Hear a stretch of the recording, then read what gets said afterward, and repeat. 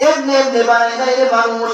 সর্বপ্রথম তোর মায়ের রেহেমের মধ্যে এক ফোঁটা পানি দিয়েছে, এরপরে আমি ওই পানিটাকে আস্তে আস্তে রক্তে মাংসে হাড্ডিতে মুজগাতা আলাকাতা আল্লাহ রাব্বুল আলামিন বললেন সর্বপ্রথম আমি ওটাকে আর রক্তে পরিণত করেছি, এরপরে গোশতে পরিণত করেছি, এরপরে হাড্ডিতে পরিণত করেছি, এরপরে পরিপূর্ণ মানুষ হিসাবে কমপ্লিট একটি মানুষ হিসাবে তোমার মায়ের গর্ভের মধ্যে দিয়ে দিয়েছি।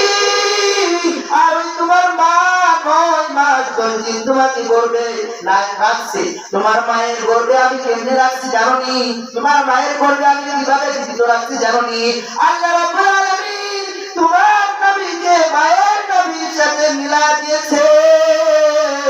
মা যা খায় সন্তানের মধ্যেও তাই যা, মা তিনি যা খায় সন্তানের মধ্যেও তাই চাই।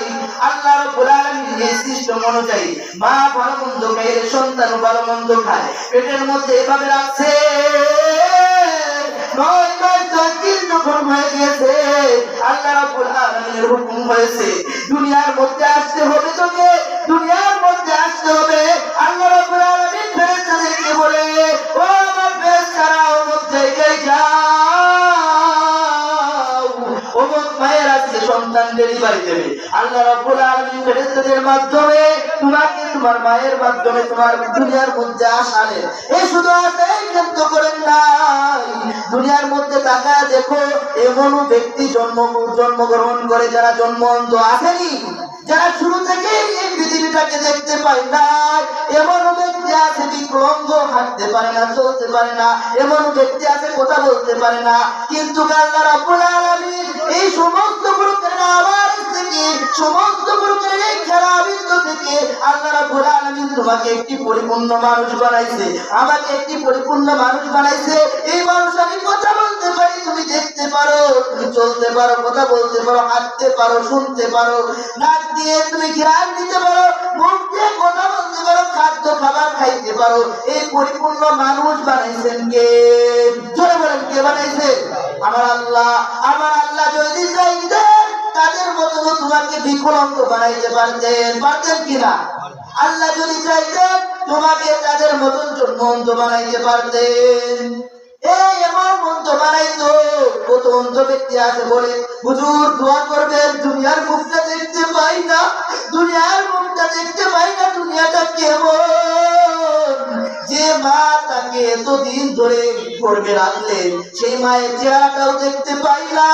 এ মুমিন তুমি চিন্তা করে দেখো, তুমি যদি অন্ধ হইতে তোমার মায়ের চেহারাটাও দেখতে পাইতে না।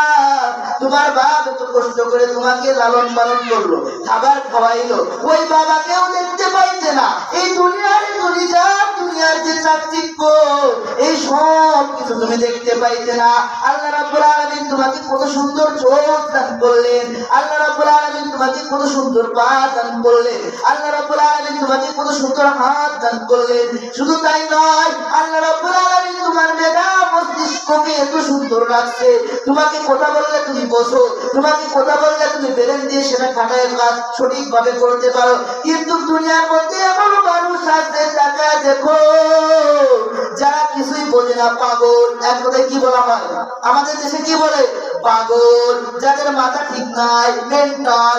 এই ব্যক্তিরা ঘোরাফেরা করে, দিনে খায় না, রাতে খায় না, কোথায় রাত যাপন করে তাও জানে না, নিজের বাবাকে চেনে না, নিজের মাকে চেনে না, আত্মীয় স্বজন কাউকে চেনে না। আসেনি এরকম পাগল? বহুত আছে।